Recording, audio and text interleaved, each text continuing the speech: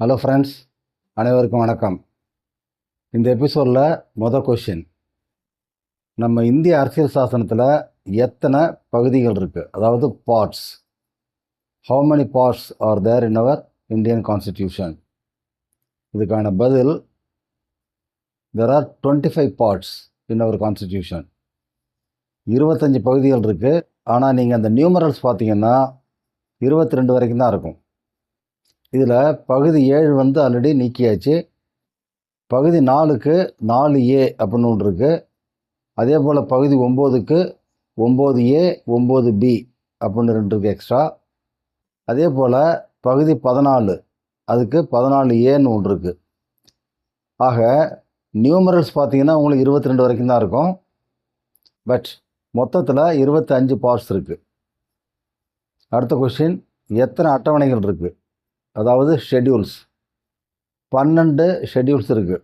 அட்டவணைகள் அப்படிம்போம், there are 12 schedules. அடுத்த question, Delhi சுல்தானியர்கள் அதில் எத்தனை வம்சம் இருக்குது, அந்த வம்சங்களுடைய ஆட்சி காலங்கள் என்னென்ன? இதுக்கான பதில், there are 5 dynasties in Delhi sultanates. அதாவது டெல்லி சுல்தானேட்டில் 5 வம்சங்கள் இருக்குது, 5 மரபுகள் அப்படின்னு சொல்லுவோம். ஃபஸ்ட்டு அடிமை மரபு, அதுக்கு அடுத்தது கில்ஜி மரபு, அடுத்தது துக்ளக் மரபு, நெக்ஸ்ட்டு சையத் மரபு, அதுக்கு அடுத்தது லோடி மரபு. இந்த டெல்லி சுல்தானியர்கள் ஆட்சி காலம் அப்படிங்கிறது கிபி 1206 கிபி 1526 வரைக்கும், அதாவது 320 ஆண்டுகள், 320 years. இதுதான் உங்களுக்கு டெல்லி சுல்தானியர்களுடைய ஆட்சி காலம். இதில் 5 மரபுகள், ஒரு மரபுக்கும் ஆட்சி காலம் சொல்கிறேன், கவனிங்க. அடிமை மரபோட ஆட்சி காலம் கிபி 1206 கிபி 1290 வரைக்கும். அதுக்கு அடுத்தது கில்ஜி மரபு. கில்ஜி மரபோட ஆட்சி காலம் கிபி 1290 கிபி 1320 வரைக்கும். இது ரொம்ப குறுகிய ஆட்சி காலம், 30 ஆண்டுகள் தான். அதுக்கு அடுத்தது துக்ளக் மரபு. இதோட ஆட்சி காலம் கிபி 1320 கிபி 1414 வரைக்கும்.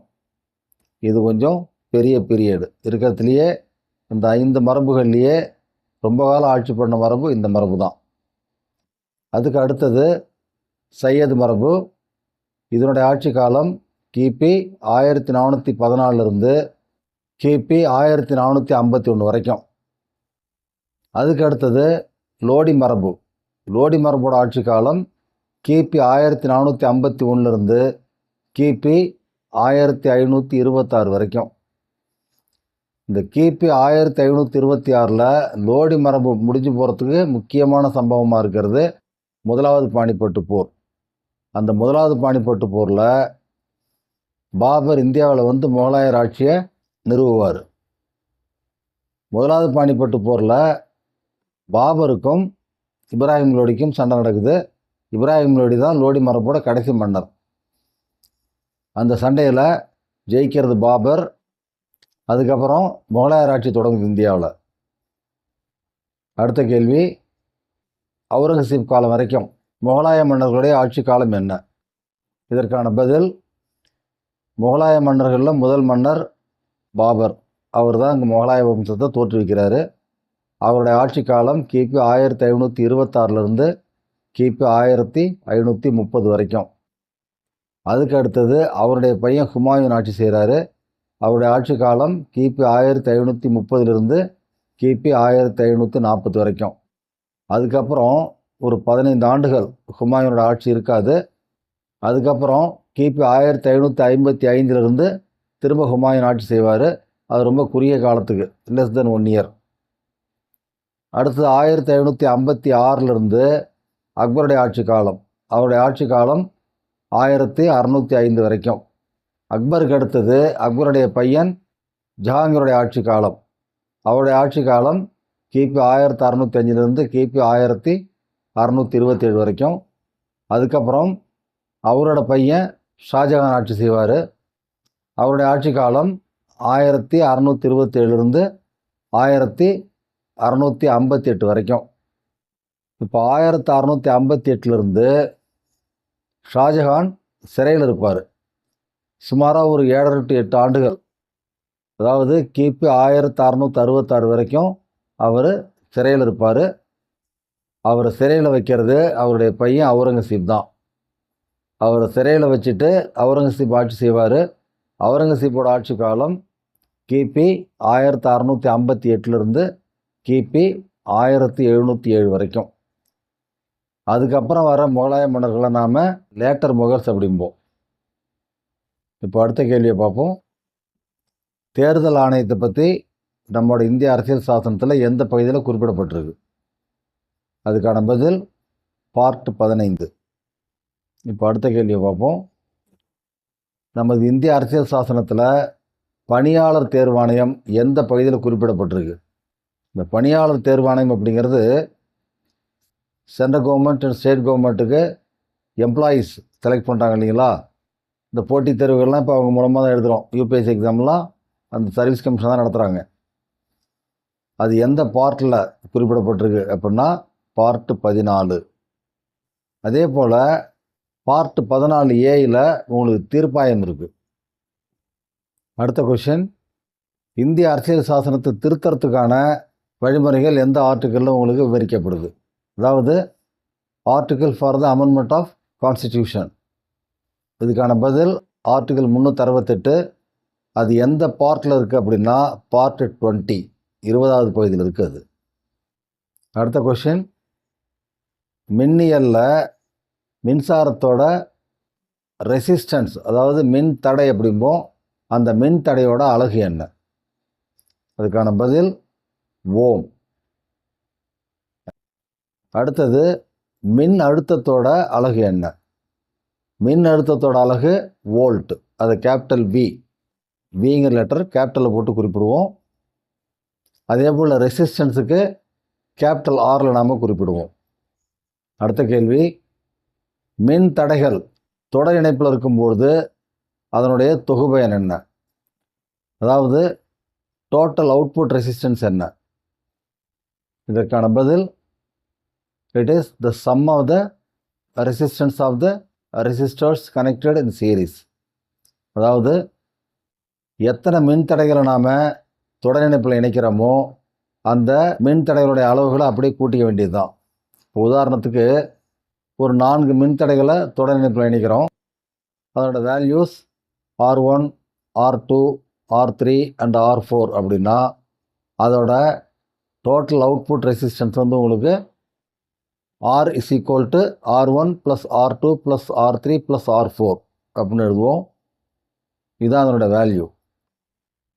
அடுத்த கேள்வி, மின்தடைகள் பக்கவாட்டு இணைப்பில், அதாவது பேரலல் கனெக்ஷன்ஸ், அந்த மாதிரி பக்கவாட்டு இணைப்பில் இணைக்கப்படும் பொழுது அதோட தொகுபயன் என்ன? அதாவது எஃபெக்டிவ் ரெசிஸ்டன்ஸ் என்ன? இதற்கான பதில், இந்த மாதிரி பக்கவாட்டு இணைப்பில், அதாவது பேரலல் கனெக்ஷன்ஸ் அப்படின்னு சொல்லுவோம் இங்கிலீஷில், அந்த மாதிரி இணைக்கப்படுறப்ப அதோட தொகுபயன், அதாவது இந்த டோட்டல் அவுட்புட் ஆஃப் ரெசிஸ்டன்ஸ், அதோட வேல்யூ வந்து உங்களுக்கு 1/R is equal to 1/R1 plus 1/R2 plus 1/R3 plus 1/R4. அதே போல் எத்தனை ரெசிஸ்டன்ஸ் நம்ம கனெக்ட் பண்ணாலும் இதே தான் நம்ம ஃபார்முலா யூஸ் பண்ணுவோம். அதாவது தொடர் இணைப்புன்னு வர்றப்ப, for example, if there are n resistors connected in series, that is R1, R2, R3, R4 and so on up to Rn, then the effective resistance R is equal to R1 plus R2 plus R3 plus R4 and so on up to Rn. That is the sum of the values of all the resistance. அதே போல் in case of parallel connections, the effective resistance is given by 1/R is equal to 1/R1 plus 1/R2 plus 1/R3 plus 1/R4 and so on up to 1/Rn. Okay, இதில் இன்னும் சில சின்ன சின்ன information பார்ப்போம். இப்போ தொடர் இணைப்பில் இணைக்கும்பொழுது ஒரு 10 மின்தடைகளை இணைக்கிறோம். எல்லாத்துக்கும் ஈக்குவல் வேல்யூ ரெசிஸ்டன்ஸ் இருக்குது.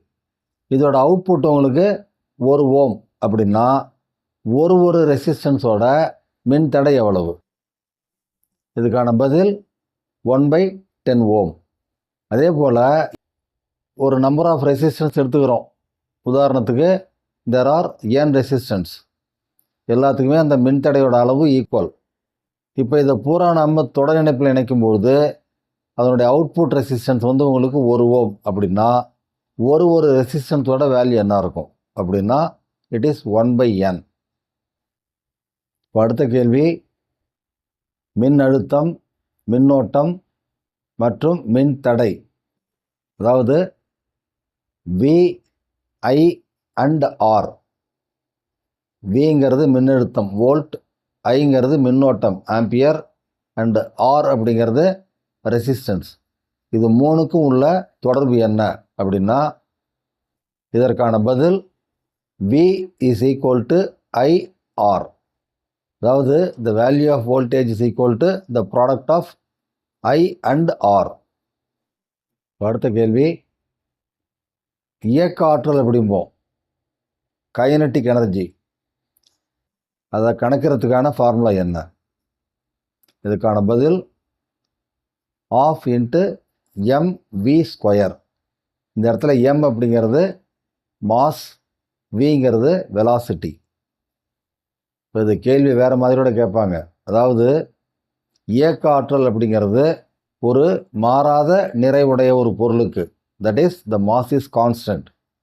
அப்போது அந்த இயக்க ஆற்றல் அப்படிங்கிறது எதை பொறுத்து எந்த விகிதத்தில் மாறும்? இதுக்கான பதில் என்னென்னா அந்த இயக்க ஆற்றலானது அந்த பொருளின் திசை வேகத்தின் இருமடிக்கு நேர் விகிதத்தில் இருக்கும். That is the kinetic energy of a moving body is directly proportional to the square of the velocity when the mass is constant. அப்படி இல்லைன்னா இதை இப்படி வேறு மாதிரி சொல்லலாம். That is for a given mass the kinetic energy is directly proportional to the square of the velocity. அப்படி சொல்லலாம். அதாவது கொடுக்கப்பட்டுள்ள ஒரு குறிப்பிட்ட நிறைவுடைய ஒரு பொருளின் இயக்க ஆற்றல் என்பது அந்த பொருளின் திசை வேகத்தின் இருமடிக்கு நேர் விகிதத்தில் இருக்கும். இதுதான் அதுக்கு பதில். அடுத்த கேள்வி, ஒரு பொருளின் நிலையாற்றல், அதாவது பொட்டன்ஷியல் எனர்ஜி, இதை கணக்கிறதுக்கான ஃபார்முலா என்ன? இதற்கான பதில் mgh. இங்கே எம்ங்கிறது மாஸ், அதாவது நிறை, அந்த பொருளோட மாஸ். ஜிங்கிறது ஆக்சிலரேஷன் டியூ டு கிராவிட்டி. அடுத்தது ஹச்ங்கிறது ஹைட், தட் இஸ் உயரம்.